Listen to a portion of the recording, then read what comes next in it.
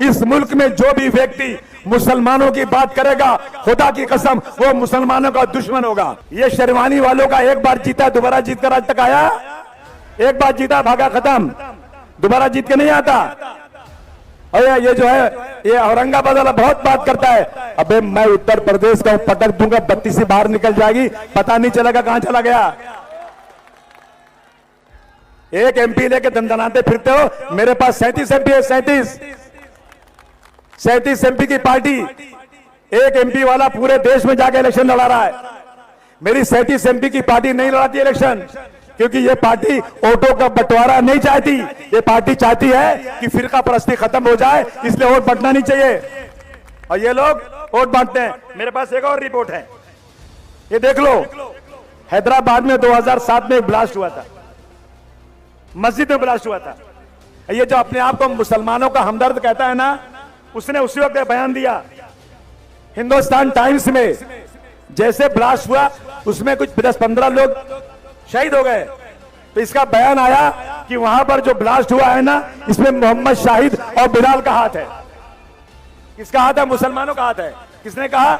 जो अपने आप को मुसलमानों का बहुत बड़ा रहनुमा कहलाता है, उसने कहा कि मुसलमानों का हाथ है।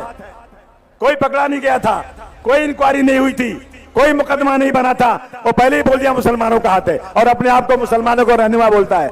और जब इंक्वायरी हुई, सब कुछ हुआ, तो मालूम हुआ हैदराबाद के ब्लास्ट में अभिनव भारत का हाथ है, जो आरएसएस की विंग है। ये बात करते हैं।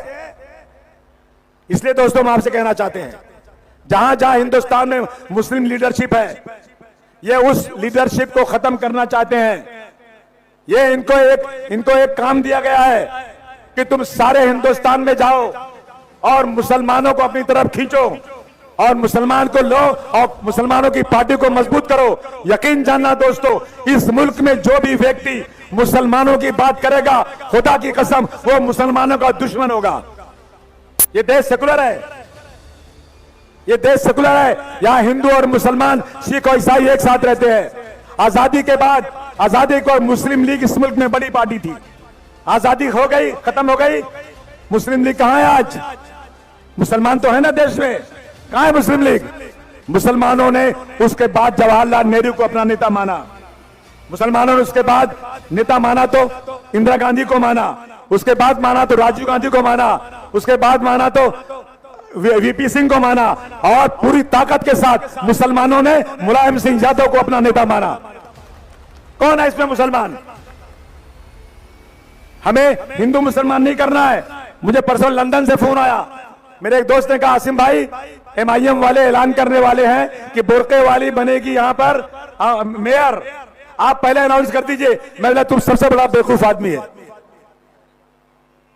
जानते हैं आप, ये बीजेपी के लोग उनको सिखा रहे हैं कि तुम बोल दो कि बुर्के वाली मेयर बनेगी, और ये बड़े जोर से बोल रहे हैं, और कुछ मुसलमान खुश भी हो रहे हैं। और वही टेप लेकर के ये लोग जा करके उन इलाकों में जहां गैर मुस्लिम रहते हैं सिखाते हैं। देख लो, एमआईएम के लोग पूरी तैयारी में अब की बार मुस्लिम मेयर बनाएंगे। एमआईएम के लोग तैयारी में हैं, अब की बार खान को मेयर बनाएंगे। कैसे बनाएंगे भाई?